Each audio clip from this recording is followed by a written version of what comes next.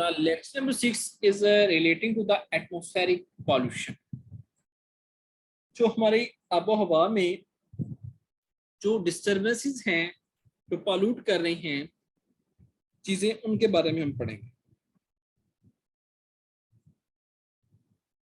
Polluted air है, pollution है और पॉल्यूटेंट्स। हम तीन टर्म्स जो हैं मोस्टली यूज करते हैं और हम इन तीन टर्म्स के बारे में पढ़ेंगे, ठीक है। और when the air contains gases, dust or odor in harmful amount, जब एयर में, हवा में गैसेस हो, डस्ट हो, ऑर्डर हो। ऑर्डर का मतलब होता है कोई भी चीज आपकी जो है आप सेंस कर रहे हो उसको, ठीक है। इसको बदबू कह सकते हैं आप इसको, ठीक है, आप स्मेल कर सकते हैं। तो व्हेन एयर, जब एयर में गैसेस हो, डस्ट हो, ऑर्डर हो इन हार्मफुल अमाउंट, एक खतरनाक हद तक, उसको हम कहते हैं polluted air. Okay, the phenomena through which polluted air polluted is called as pollution. एक ऐसा फिनोमेना इसकी वजह से ये एयर पॉल्यूटेड हुई, उसको कहते हैं एयर पॉल्यूशन। और जिन कॉन्स्टिट्यूएंट्स ने, जिन सब्सटेंसेस ने एयर पॉल्यूट की, उनको कहते हैं पॉल्यूटेंट्स। आपको ये तीनों चीजें, तीनों टर्म्स क्लियर होनी चाहिए। Polluted air, air pollution and pollutants. Then comes the primary pollutants and secondary pollutants.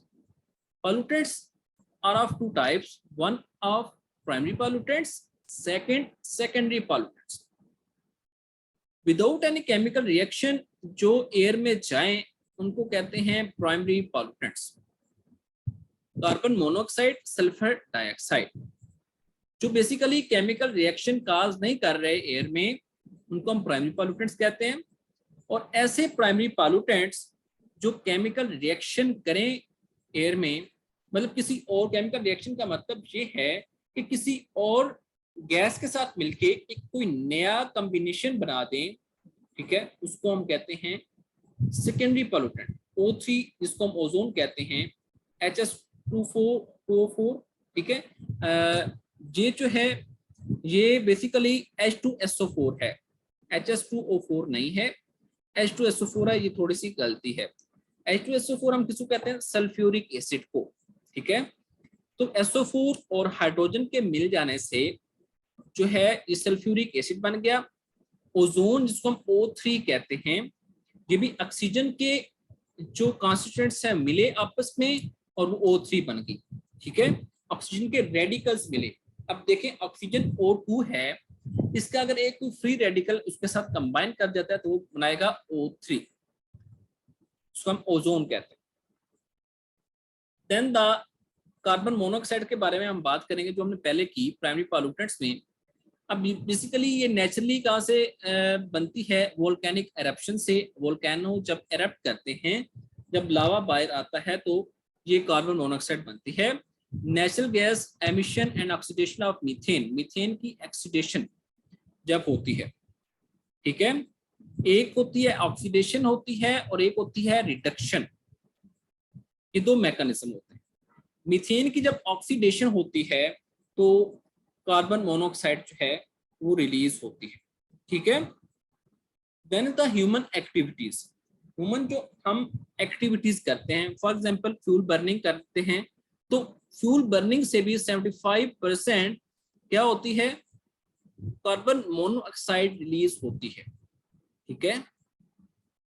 Then is the forest fire and combustion of agriculture products. Forest fire है, ठीक है, फॉरेस्ट में कोई आग लग गई है तो उसमें कार्बन मोनोऑक्साइड रिलीज होगी। कंबस्शन, अगर एग्रीकल्चर प्रोडक्ट्स की कंबस्शन हुई है तो तब भी कार्बन मोनोऑक्साइड रिलीज होगी। Incomplete combustion of carbon, carbon की इनकम्प्लीट कंबस्शन जो है मतलब इनकम्प्लीट जलना कार्बन का, उसको भी हम कहेंगे कि ये कार्बन मोनोऑक्साइड रिलीज कर रहा है। अब इसके इफेक्ट्स क्या होते हैं? इसके इफेक्ट्स बड़े हार्मफुल होते हैं। First one is suffocation. Suffocation मतलब ये होता है कि आपकी कार्बन आप इनहेल कर रहे हैं, कार्बन मोनोऑक्साइड इनहेल कर रहे हैं, तो आपकी ऑक्सीजन कंटेंट को कम करेगी। आपके अंदर जो ऑक्सीजन कंटेंट है वो कम हो जाएंगे, जिसकी वजह से आपको घबराहट, सफोकेशन फील होगी। जैसे घुटन जिसे कहते हैं, आप ब्रीदिंग नहीं कर सकेंगे, breathing problem can cause headache, unconsciousness and eventual deaths. Headache आपको हो सकता है, अनकॉन्शियसनेस मतलब आप बेहोश हो सकते हैं, and then in result of that you may die, आपकी डेथ हो सकती है। Then comes the nitrogen oxide, एक होती है नाइट्रोजन मोनोऑक्साइड, एक होती है नाइट्रोजन डाइऑक्साइड। ये बैक्टीरियल एक्टिविटीज की वजह से नेचुरली प्रोड्यूस होती है, लेकिन ह्यूमन एक्टिविटीज में ये burning of coal, fuel and oil etc से प्रोड्यूस होती है। बर्निंग ऑफ फ्यूल जो है ये इंटरनल कंबस्टन जो इंजन्स हैं उनकी वजह से जो है प्रोड्यूस होती है। इफेक्ट्स क्या हैं? Residence time is 2 and 4 days, 2 to 4 days इसकी रेजिडेंस टाइम है। अब देखें अगर नाइट्रोजन ऑक्साइड एयर में होगी तो it may cause the acid rain. Acid rain बड़ी खतरनाक रेन है। ये बेसिकली एसिड रेन की वजह से, अगर एसिड रेन होती है, इसका हार्मफुल कंटेंट जो है नाइट्रोजन ऑक्साइड का या नाइट्रोजन डाइऑक्साइड का कलेक्शन में आ जाता है। तो क्या होगा, वो जब कलेक्ट होगा तो उसके बाद जब कोई रेन होगी तो उसमें एसिड की क्वांटिटी ज्यादा होगी, एसिडिक पीएच होगी, और जब एसिडिक पीएच होगी तो क्या करेगी, वो डिस्ट्रॉय करेगी थिंग्स को, कलर्स को, मेटल के कलर्स को चेंज कर देगी वो रेन। ठीक है, उसके अलावा फॉरेस्ट फायर काज कर सकती है, फॉरेस्ट का जो है ग्रीन कलर है वो चेंज हो सकता है into yellow. Then comes sulphur oxide, ये भी एक पॉल्यूटेंट है, नेचुरली वोल्केनोस से प्रोड्यूस होता है 67%। सल्फर की oxidation, then again comes the oxidation. आपको मैंने पहले ही बताया कि there are two mechanism, one is the oxidation and one is the reduction. Oxidation basically loss of electron को कहते हैं। ठीक है, लॉस ऑफ इलेक्ट्रॉन्स को हम ऑक्सीडेशन कहते हैं और गेन ऑफ इलेक्ट्रॉन्स को हम रिडक्शन कहते हैं। आपको इसका पता होना चाहिए। सल्फर जब अपने इलेक्ट्रॉन्स जो हैं वो लॉस करता है तो तब क्या होता है, सल्फर ऑक्साइड प्रोड्यूस होती है by the decomposition of matter. Matter जब डिकम्पोज करता है तो ऑक्सीडेशन ऑफ सल्फर होती है।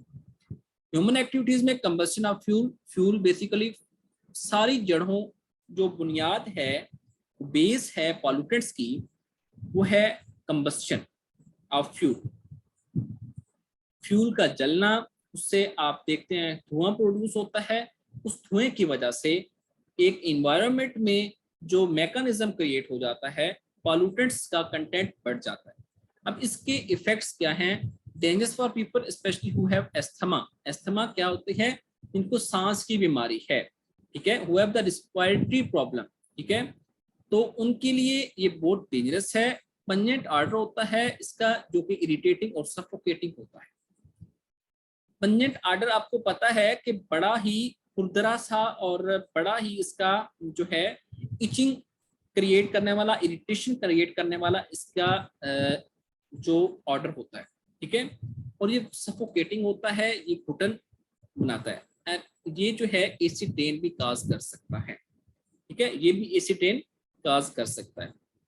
Then comes the VOCs. VOCs basically क्या है? वोलेटाइल कंपाउंड्स जो हैं उनको हम वीओसीज कहते हैं। एक ऐसे ऑर्गेनिक कंपाउंड्स हैं जो इजीली वेपर बन जाते हैं या गैसेस बन जाते हैं।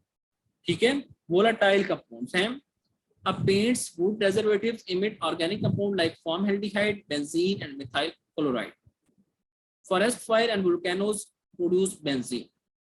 बेसिकली फॉरेस्ट फायर हो या वोल्केनोस हो तो ये बेंजीन प्रोड्यूस करेंगे, और फॉर्मल्डिहाइड, बेंजीन और मिथाइल क्लोराइड ये ऐसे कंपाउंड्स हैं जो एमिट करता है कौन? वुड प्रिजर्वेटिव्स और पेंट्स।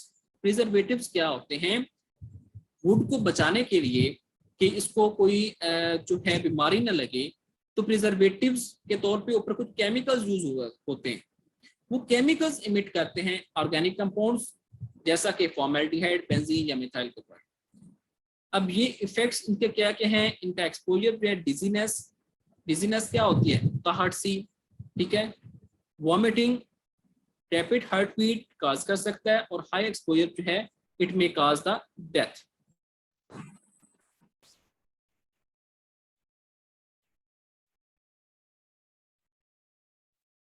हाँ जी, then comes the formaldehyde and methyl chloride. इनके सोर्सेज सेम है, फॉर्मेल्डिहाइड के भी वही सोर्स है। इफेक्ट्स क्या करता है पर्सन म्यूकस मेम्ब्रेन को, म्यूकस मेम्ब्रेन क्या होती है मैं आपको बताता हूँ, ये इतना चेंज कर देती है कि पर्सन जो है अनकंफर्टेबल फील कर रहा होता है। देन द मिथाइल क्लोराइड, ठीक है, ये एरोजोल स्प्रेज, जो एरोजोल स्प्रे क्या होते हैं, ऐसे स्प्रेज होते हैं जो बेसिकली क्या काज करते हैं, जो एरोजोल स्प्रेज के बारे में पहले मैं आपको बता दूं, जो एयर में हम स्प्रे करते हैं, ठीक है, एयर में किसी भी पर्पस के लिए, चाहे वो पेस्टिसाइड हो चाहे वो हेर्बिसाइड हो, ये एरोजोलिक स्प्रेज हैं। और ये बेसिकली मेथाइल क्लोराइड जो है एरोजोलिक स्प्रेज में होती है, ठीक है। इसका जो टॉक्सिन है ये डेथ काज कर सकता है, आईज को रेड कर सकता है, टंग थ्रॉट स्टोमिक प्रॉब्लम काज कर सकता है, ठीक है। मेथाइल क्लोराइड किसमें होती है, एरोजोलिक स्प्रेज में। एरोसोल स्प्रे वो होते हैं जो हम एयर में करते हैं, और हेर्बिसाइड स्प्रे हो सकता है, पेस्टिसाइड स्प्रे हो सकता है, या एनी काइंड ऑफ।